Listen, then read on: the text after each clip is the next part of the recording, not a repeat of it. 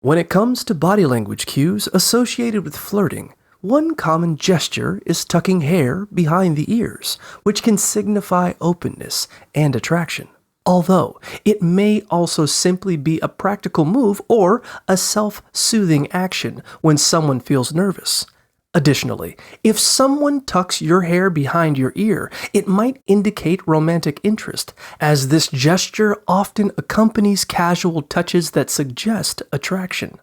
To accurately interpret someone's feelings, it's important to consider other signs of flirting, such as prolonged eye contact, dilated pupils, frequent smiling, leaning in closer, mirroring your movements, and subtle touches. These behaviors alongside the act of hair tucking can collectively indicate romantic interest, though individual personality and cultural background can also influence body language.